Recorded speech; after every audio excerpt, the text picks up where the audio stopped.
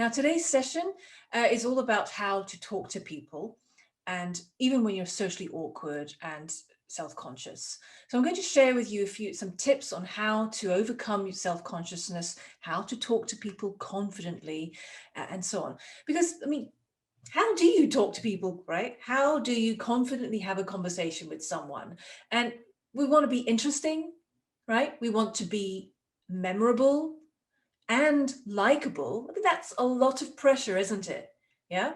What comes to mind? So tell me about what your challenges are when it comes to talking to people, just so we cover it and tick it as we go along. Can you share in the comments what comes to mind when thing is, and also, you're not, I think everyone at the moment, because we've all been locked in the house for the past year, we've kind of lost some of our ability to communicate and socialize with people. So, you're not alone in this.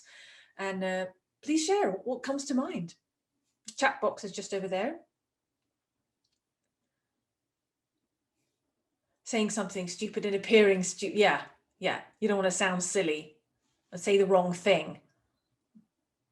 I hear you. Anyone else? Am I going to? Yes. Oh my God. Are they still listening? Having something interesting to say. Even if you don't think you're an interesting person, I hear you. Oh my goodness, you guys are actually chatting. Overthinking, coming off as insincere, anxiety. Yeah, I hear you. Speed, yes. Yeah. You don't want to be boring. Yeah. Okay, we're going to cover some on how you can overcome some of these challenges of being worried about being interesting and confident and so on. Worrying that I don't seem genuine. Interesting. Yeah. Nice one. Approaching people you're not familiar with. Yes. Groups, they are. Yeah. That whole ring of people and what do you say? Yep. Okay, we will cover all of this. Coming across authentic, that's interesting. It comes across. That's clear common one. Okay, so let me share with you first a story of how I got started, because I actually used to be socially awkward, shy, painfully shy, because I grew up in my culture. I was born in Pakistan, but I grew up here, but I was raised in a culture where girls are to be seen and not heard. Don't say anything. Boys, they're allowed to do whatever they want, but not us girls. So I was trained to keep quiet, and being in social situations used to be so painful for me. I remember my first job, it was I was in an open plan office. I used to wait until lunchtime to go to the toilet, because going up during work time, and I'd go to the toilet. It was literally like a 2-minute walk to go into the corridor. No, 1-minute walk to go across the open plan office, to go into the hallway, to go into the toilet. It literally felt like daggers were being thrown at me by everyone. That's how painful it used to be, just simple things like that. And so at my first job, I was doing cold calling. I had this sales job, and I'd sit there all day. It was still terrifying. I would sit there, I still have to talk to people, but it was kind of safe because I was hidden behind a phone. And we had it was an open plan office, but we had these little dividers, these little dividers. If you remember those times when we were in the office, we had these dividers. It was like this much, so at least I could duck my head and I'd be like this on the phone. So that's all I did every day from 9:30 to 5 o'clock. I'd be on the phone all day until about 6 months into the job. My boss told me we were having an annual awards ceremony for our clients. And we would really like you to attend, Anise, because we need strength in numbers. We need as many people from our team there as possible to make sure all the clients are looked after. And I went straight to the toilet and I started sweating pits. It stressed me. I'd never been to such a function before. I'd never been out to parties because I wasn't allowed to socialize or go to sleepovers and so on while growing up. Even during university times, I just didn't go out. I wasn't allowed. I had to come straight home after university. None of that socializing that kids usually do during university. So I didn't really know how to socialize with people other than relatives, but even with relatives, I would sit quietly. So this was incredible. It was so stressful for me. The thought of having to go and meet strangers at a black tie event. I don't even have a black tie attire. Anyway, so time went by, and it was a few months later, and it was at the night of the awards ceremony. Okay, I was sat there at dinner. That was me, the only one sitting here. I was quite happy there because, fortunately, as you can see, everyone paired off and they were talking. So I could still hide in that scenario. It was the dinner and so on. And then after the dinner, things started quieting down, and then everyone made their way to the bar.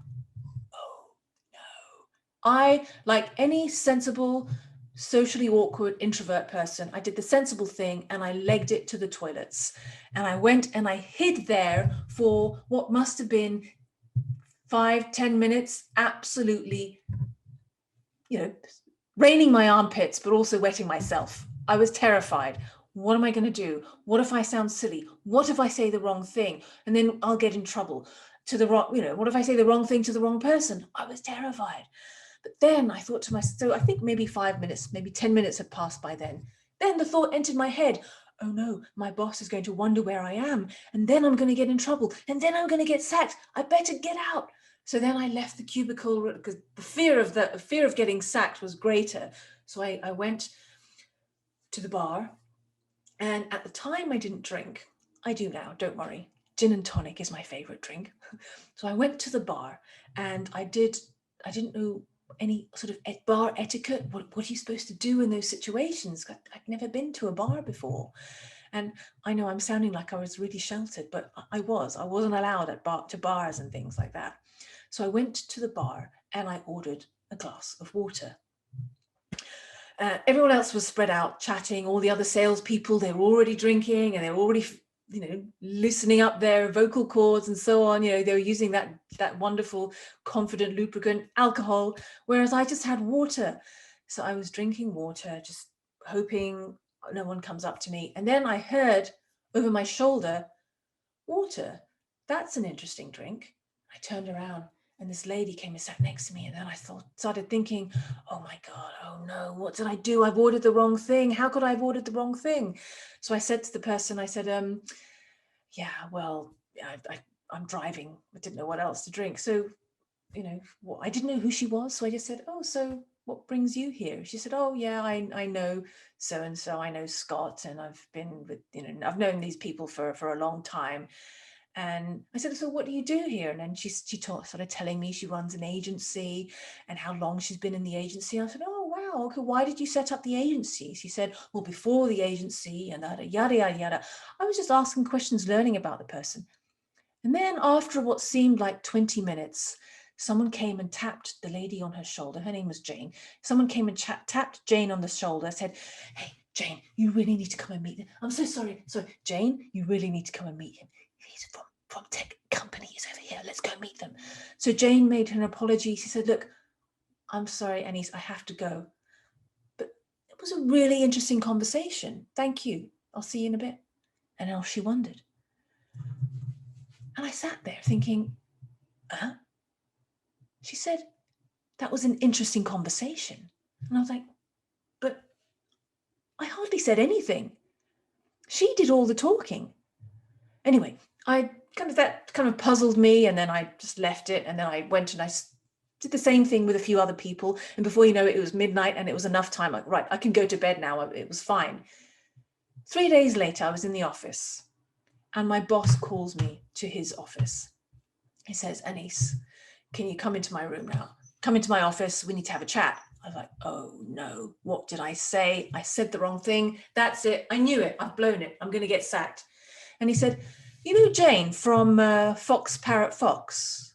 I said, yeah. She said some things about you. And I thought, oh no, oh my goodness, I said something stupid. What did I say? And he said, yeah. And she requested that you look after their account. What? Yeah, you obviously made an impression on Jane. So congratulations, this is your first big account. And that was that. And light bulb went off in that moment. I think, wow, I didn't say anything much to her, the 3 lessons I learned, the 3 biggest takeaway, which I carry to this day, 20 probably years later, I still carry to this day, the 3 things that really stood out from that night and that whole interaction when it comes to talking to people and being interesting and socializing with people was, first, people are more interested in themselves. Don't mean to be, they're not being rude. They don't care about you in that situation. They really care about themselves. So I was in that moment chatting with Jane what was almost 40 minutes or so, asking questions about her. And she was enthusiastically talking about herself. There's this quote, wise quote, I can't remember who said the quote, but they said, if you talk to someone about them, they will listen to you all day if you talk about them. Right? No one will ever hang up the phone on you if you're talking about them. No one will ever walk out in a social situation when you're talking about them. No one will end a meeting when you're talking about them. Right? So that was a big aha moment for me. And so I listen to people. I get to know people. And another thing I learned was to become really good at asking questions. Really good at asking questions. Questions that uncover things about people, that gets them talking about them. Now, one way of learning how to ask questions is because we're not trained to, we're trained to answer questions, right? So, when you're 2 and you first learn to talk, you say, oh, what's this? Oh, Christina, what's this? My nose, well done, yay, right? And when we go to school, we're taught to answer questions. Hey, what's the capital of Paris? Me, France, yay.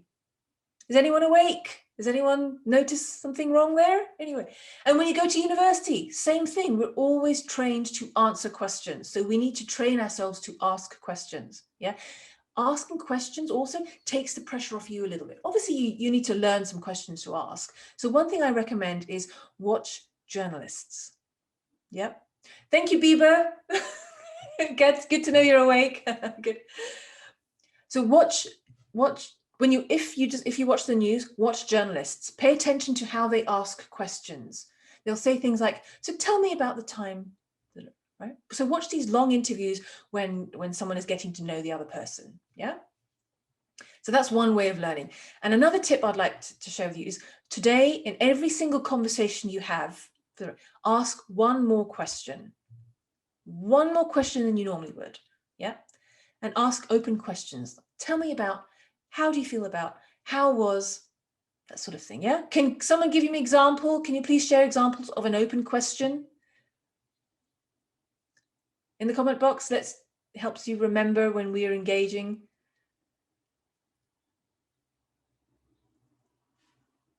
I'll give you a moment to chat. I think you're thinking, aren't you? What do you like to do in your free time? Nice one. Yes. What do you think of? Yes, Richard. Good one. Charlotte, could you tell me more about your product? Yes. Let's see. Jade, anything exciting happening on your walk? Yes.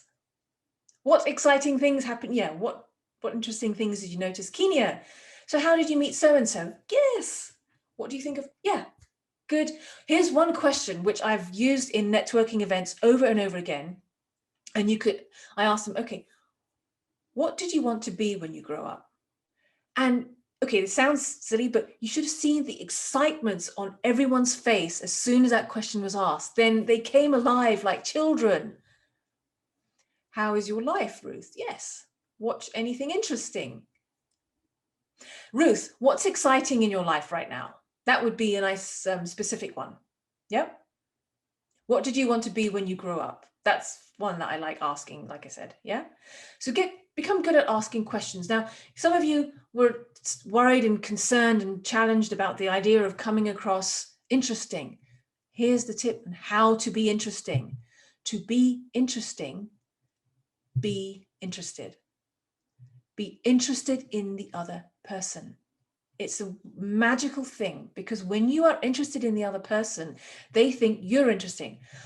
It has happened it happened in that moment with Jane, and it even happened 20 years later. One time I was in Washington for this annual conference. This is a conference where World Bank, IMF annual conference, and I had to go to the evening networking events, which I hated, networking with investment bankers and government people, not my cup of tea, but I had to go for work. So my strategy was simply to go in there and in those rooms and ask questions. And one time I was chatting to this guy, he's, I think from some, well, obviously from an investment bank, and same thing, I asked a whole bunch of questions.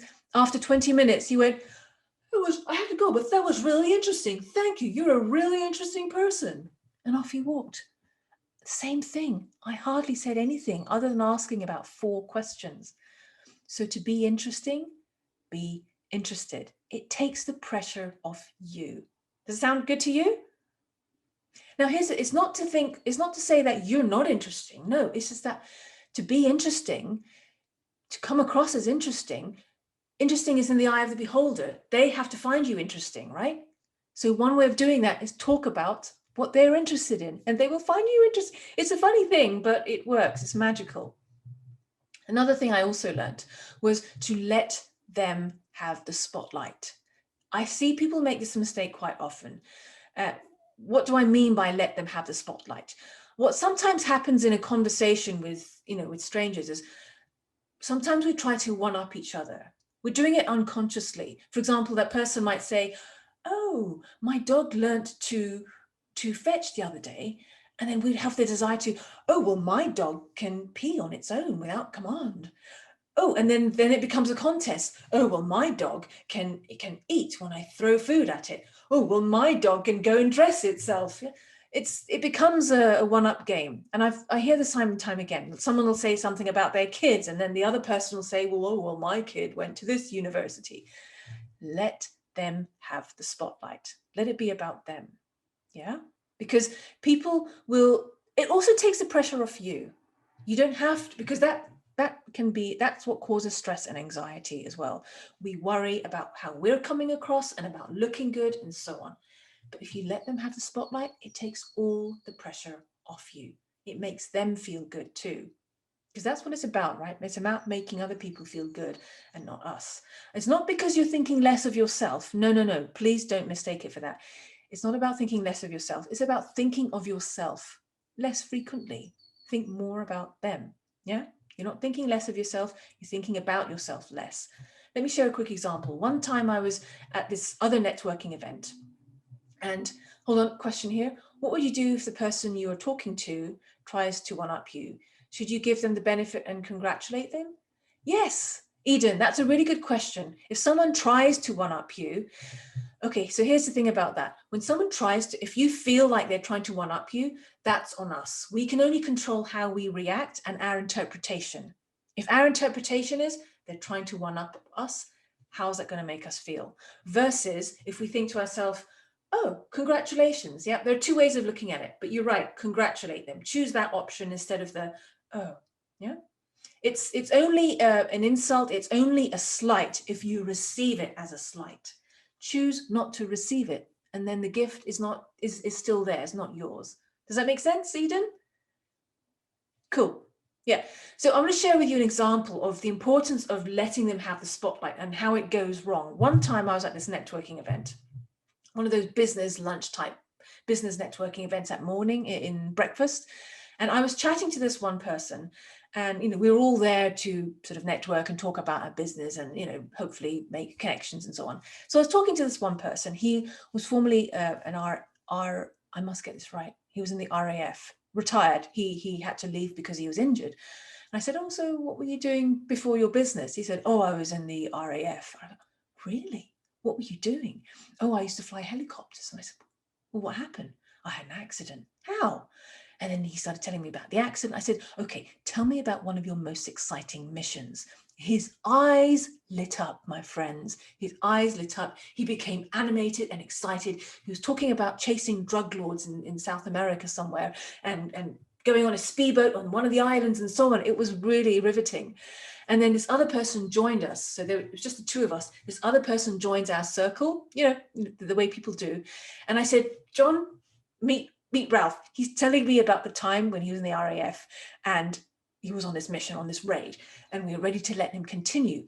He immediately said, this new John immediately said, "Oh, my brother-in-law's son was in the army, and he was doing service and that." And then he went off and started talking about his son and so on. You should have seen the look on Ralph's face. He went from excitement to, because this guy came, he took the spotlight, he took the focus, and he put it all on him. Yeah. So you notice, so this is all about letting people have the spotlight. You will get your turn. They will ask you when you first give, right? To get, you need to give first. To be understood, you need to understand first. Does that sound good to you?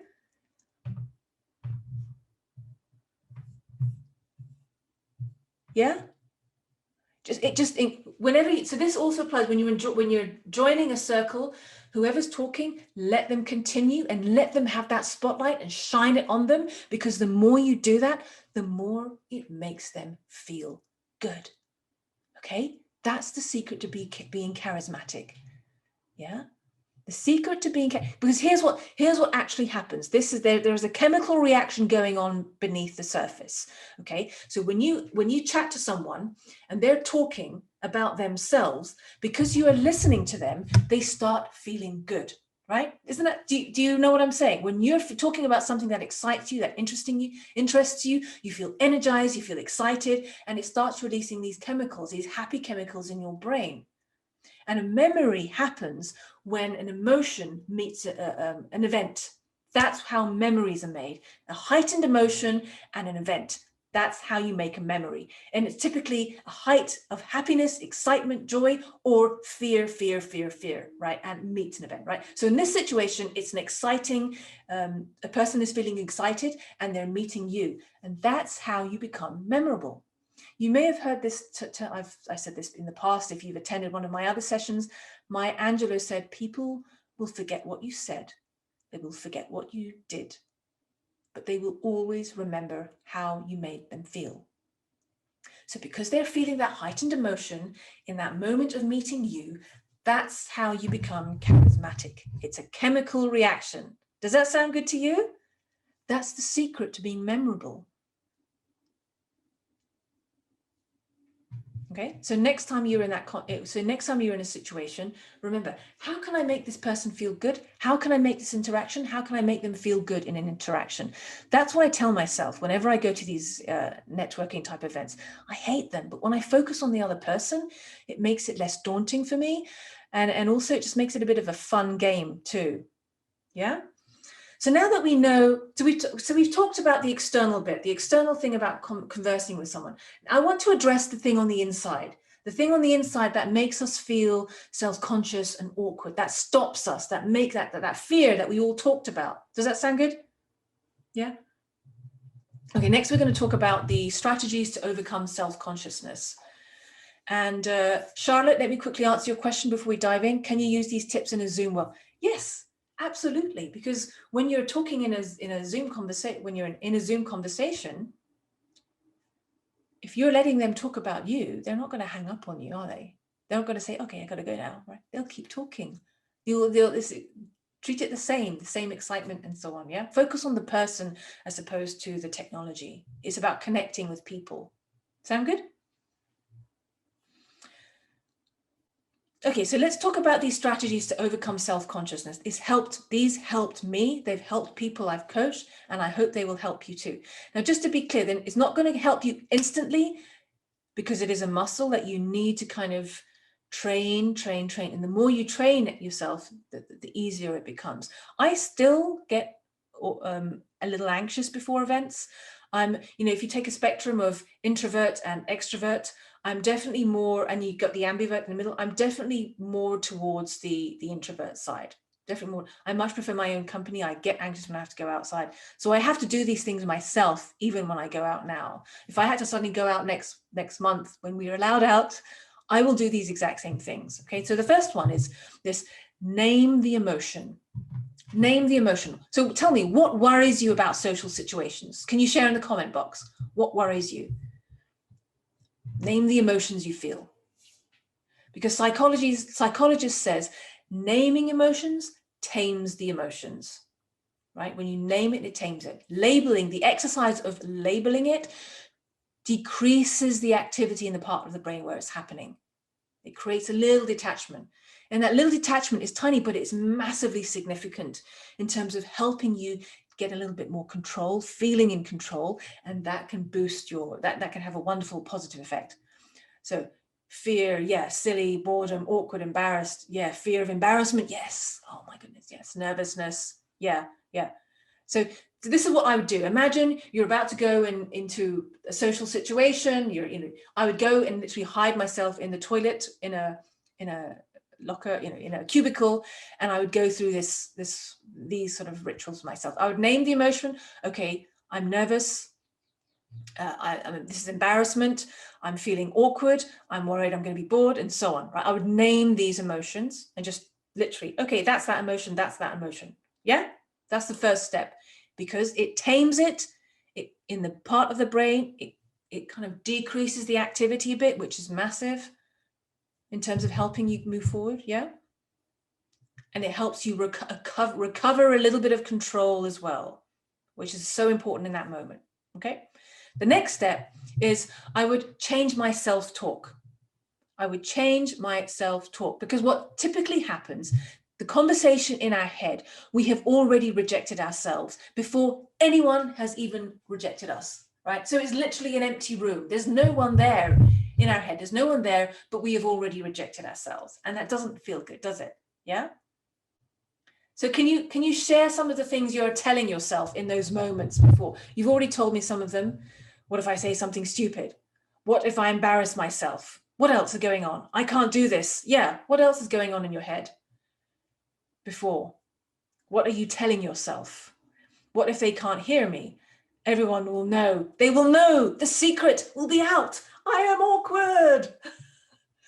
They won't like me. Oh, yes. Or they won't understand me. Oh, goodness, I feel you guys. I won't be asked again. Yes. They will see my shyness, and then it's all over. Yeah. These are the things that are going on in our head, right? So you need to recognize, first name the emotion, then recognize the self-talk, and then change the self-talk. Change the self-talk. These are things I tell myself. Replace those conversations with something like, do people really care about the thing that I'm worried about? Yeah. They might think I'm vulnerable. Yeah. So ask yourself this. Ask yourself right now, actually, do people really care about the thing you're worried about? Are they? Honestly, 100%. I wouldn't, if you think 100% the answer is right, then don't say anything. But if you think, do you really think they care about it?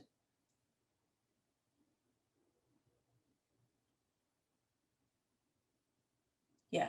Let's be real. Come on, let's answer that question. The things that we said we were worried about, do you think people really care about those things? They do, Gregory. They want to help usually. Yes, good point. Bieber, yeah, they probably don't give it a second thought. You know why? Because they are thinking about themselves. They have got their own worries. Most people are walking into that room also thinking about themselves. Right? Okay, so here's another question I also ask myself. Most people are too busy thinking about themselves. It's not a question. It's more like an affirmation, a statement. I'm changing that conversation. So change your self-talk. These are the two things I will repeat. A lot more things I do, but for right now, these are two things can help you. Charlotte, you really believe they're there to support? Great, yeah. They are, yes, you're right. Truly, truly.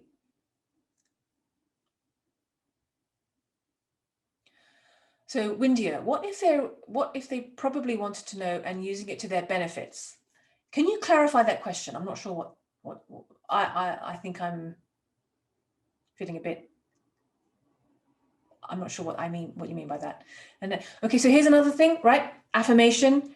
Most people are too busy thinking about themselves. When I repeat this question, Are they really worried about the thing I'm worried about? Or most people are thinking about themselves. That's what I'll do. I will regurgitate that in my head. I will stampede my mind with those thoughts.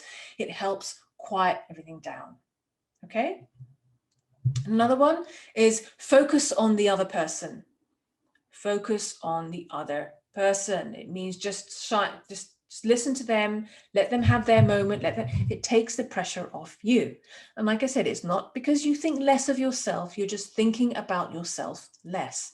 Because the source of suffering is thinking about ourselves excessively.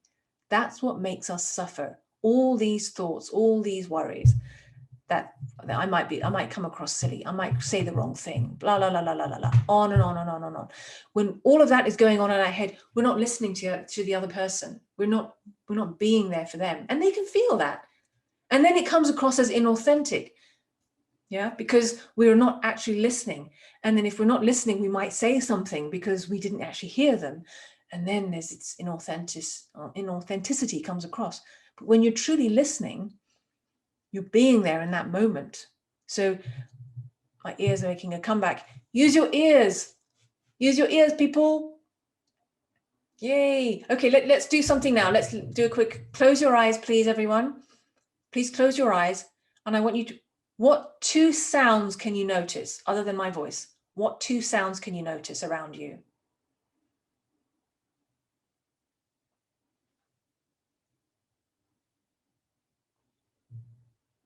And tell me in the chat box, what 2 sounds have you noticed? Dishwasher, wired laptop, fan, seagulls, car. Ooh, Lydia, are you by the sea? Nice one. Traffic, fan, human beings. Good. Good, good, good. See, when you, okay, nice, lovely. You're all listening. Good, good. Tell me now, did you hear those sounds before? Obviously you're listening to me, but when you did you notice that you kind of turned up your notch, your listening notch, you activated it more? Did you notice that there was a bit more awareness when you did that? Yeah? Just say yes or no. Richard, resounding yes. Gregory, yes. Windia, yes. Charlotte, yes. Yeah, right? That's when we are mindfully listening. We are actively listening. There's all these other words. I call it we're actually listening. When you actually listen, you're not listening to the thoughts in your head. You're listening to the other person. I'm so glad my ears made a comeback. Okay? So focus on the other person. And there are, like I said earlier, people are thinking more about themselves than they are about you. And there is actual research that shows this. There is research that shows people are thinking more about themselves. So I'll share with you quickly. Okay, what's an embarrassing t-shirt? What's a t-shirt you would be embarrassed to wear? Okay, in this experiment they use, I think it was a Barry Manilow t-shirt or something like that. I don't remember. If you don't know who Barry Manilow is, then Google him. I recommend it. That's my little tip. I'm really showing my age with that cultural reference. But share in the comments, what would be a really embarrassing t-shirt for you to wear?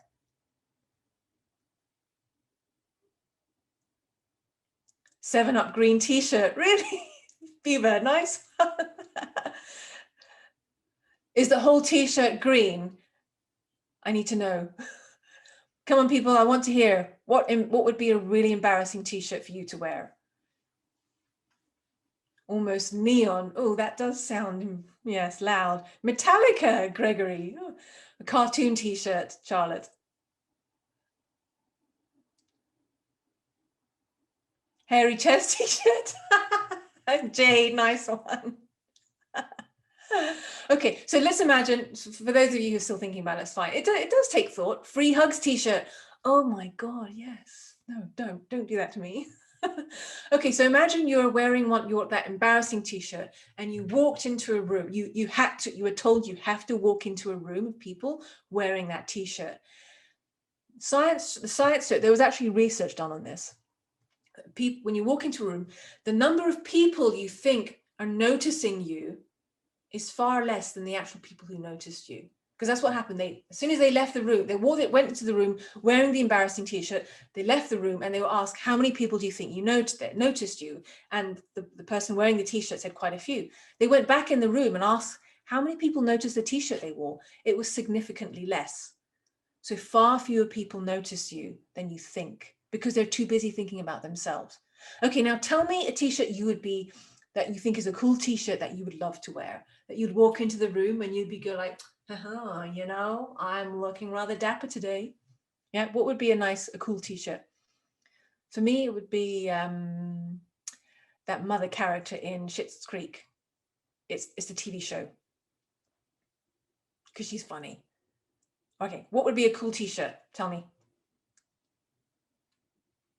I bet some of you are logging off. Oh no, I can't. Supreme. Oh, Supreme, the brand. Oh, yeah. Maybe what I'm wearing now. Oh, very good. Okay, so if you walked into a room wearing a cool t-shirt, something you'd be happy to wear, and then they did exactly the same thing, they left, and then they asked the person wearing the t-shirt, how many people do you think noticed the t-shirt? Let's say it's that much, and then they went back in the room asking how many people noticed the t-shirt they wore. A lot less. See, we constantly think people are paying attention to us, but they're not, because they're paying attention to themselves. Okay, so that focus on the other person, and they are always focused on themselves, it takes the pressure off you.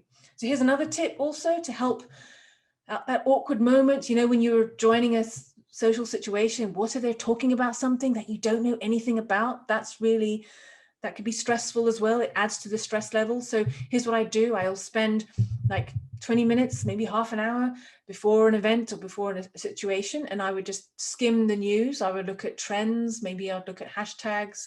I would look at certain websites to, the cool websites that kids look at these days. I would have a look and see what the trending topics are, not to become an expert about it, but just to know what's going on. I just kind of browse it. And here's a mistake people make, is when they'll use that information to maybe start talking about it. It's not about talking about it. It's simply being able to ask the right questions about it. Yeah. That's all. That's what I advise you when it comes to talking about this. If it's something you are genuinely passionate about and so on, and someone asks your opinion, then go for it. Yeah. But use trends and articles just so that you're aware, and so you can ask questions and be engaged in a conversation. And importantly, it takes away some of your anxiety, because you have something you can reach for. Okay, so these are some tips to help you overcome your social awkwardness. It takes practice. Yeah, keep practicing it and it will start fading away.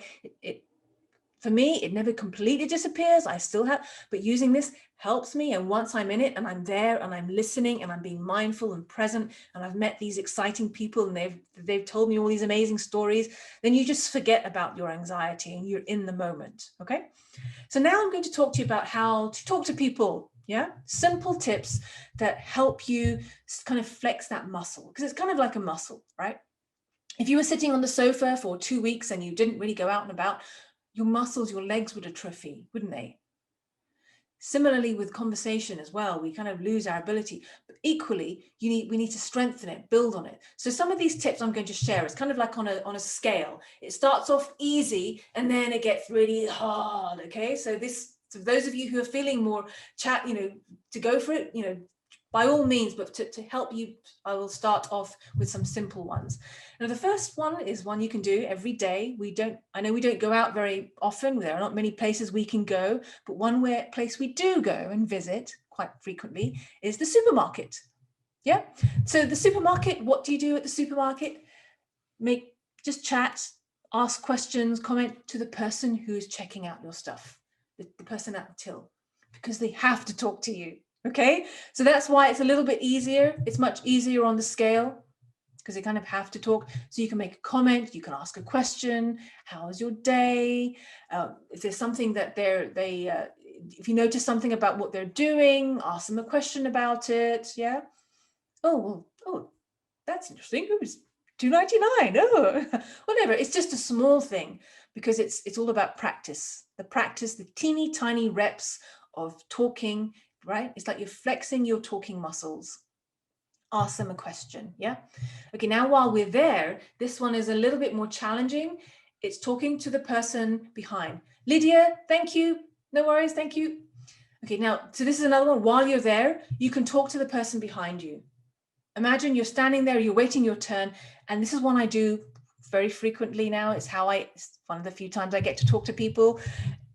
at the moment. If someone's got a spread on the counter, on the checkout counter, I will look and see what they're doing. And I think, and I'll wonder to myself, ooh, I wonder what the event is. I wonder, are they having a party? What's that? I will ask a question about a certain item. And it's slightly more challenging on the Richter scale, but the chances are they also want to talk to someone. So here's a challenge for you. Imagine you saw, is that socially appropriate? Inappropriate? Oh, not at all. Okay, let me share with you one thing. It depends exactly what's on there. So imagine if you saw this. Imagine you are standing in front of this person and you look back and you see all of this. What do you think is going on? Maybe they're having a party?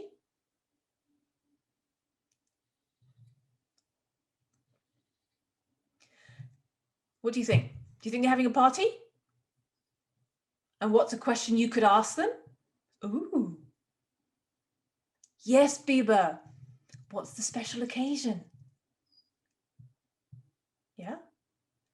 And so, Ruth, going back to your question, obviously, if they're the items, you know, if you feel awkward about certain items, then don't say anything about them. But if you see something on there, say, "Oh, where did you get those from? Oh, are those nice?" That's what I'll do.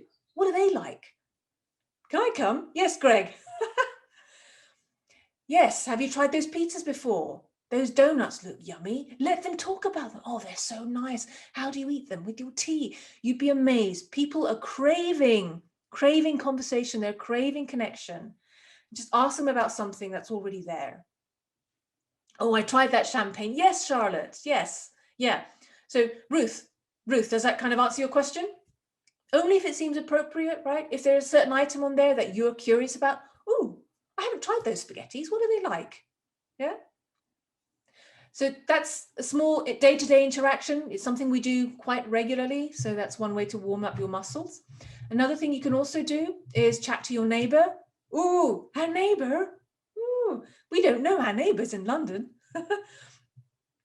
So it's slightly harder for some people because the risk factor is greater. See, in the supermarket, some of those people you might not see again, so the risk feels less. And the person at the till, they kind of have to talk to you. It's their job, right? So there's less risk there. But when it comes to your neighbor, it feels like the risk is a bit more because you'll see them more often. And whatever you say, they're right. But this is a nice way to get, and you'll be amazed. People crave good neighbors. We all want good neighbors. So having a chat with them, just focus on them, ask them about their day. How are you finding what's new? How are you enjoying the weather? It's something those boring things is a nice broad way to start. And then just listen. When you listen, you'll pick something up. That's when we actively listen, right? The difference between in our head, oh, what if I say the wrong thing, la la la la, versus activating listening. You will find something. Because we become more aware, we're more present. You'll get some sort of inspiration. Okay, so it's getting a little bit more challenging. Now we're ready for something a bit more challenge where we have a bit more accountability, is join a club. Join a club online, or now we can do, there are clubs in person, a fitness club or something like that. It's less risky because we're all there with a shared interest. So that makes it a bit easier. As accountability, you go there every week or every month or whatever it is. So therefore it pushes you a bit more. Yeah. So it's a little bit more difficult. Yeah. Sound good to you? Join a club, book club. What kind of club would you join? Yoga. Yes. Yoga. Yeah. Fitness, book clubs, speaking clubs, even games clubs, something you're interested in. Toastmasters. Yes, Eden. Yeah. I joined Toastmasters. It was great. Board games. Oh, I love that. Oh, yeah. Language class. Great. So I would challenge yourself every week to ask a question to someone else about something. What have you got exciting coming up? And then next time you speak to them, oh, what happened with that? Yeah. Okay, now for those of you who really want to throw yourself in the deep end and really swim, is get a job that requires you to talk to people. That's what I did all those years ago. The reason I took that job in telesales is because it was something else I knew would hold me back. I was painfully shy, so I couldn't talk to people. So how can I learn to talk to people? I took a job where I had to do it all day, every day. I couldn't avoid it. And my job would be on the line. That's really difficult. And that can just 6 months of doing a telesale. The difference, okay, there's a customer service job where people kind of have to talk to you versus a telesales, a sales job where people don't want to talk to you. Now that's, yeah. So there's a gradient there as well. Okay, so get a job that requires you to talk to people. So now that we've covered it all, so it's first, remember, people like to talk about themselves. People are more interested in themselves. And in order to be charismatic, to be memorable, to be interesting, focus on the other person. That is the secret to being interesting. That's the secret to being memorable.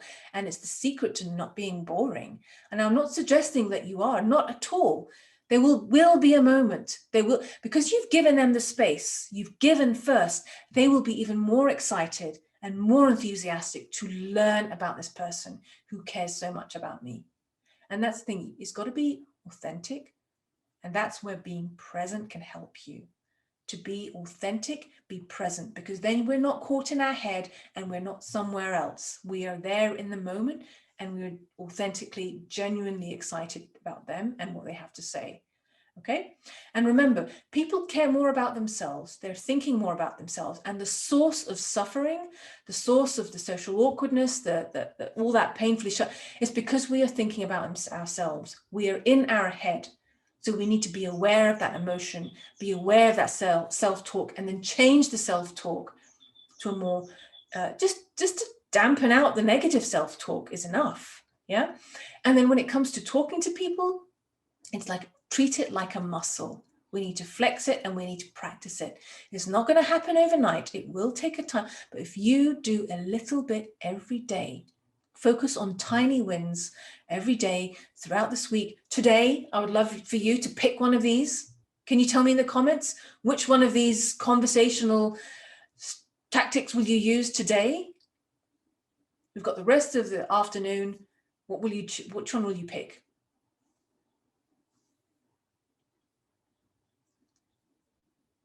Open questions, Ruth. Yes. Talk to someone behind me at the store. Good, Wendy. Yes, I'm going after this. Neighbor. Yes, Jade. Change the self-talk. Yes.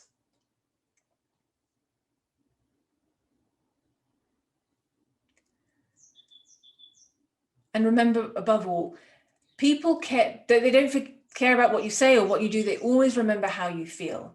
So to be a good conversationalist, to be memorable, and to help you think less, to overcome your self-consciousness, is to be present and shine the spotlight on the other person. Okay?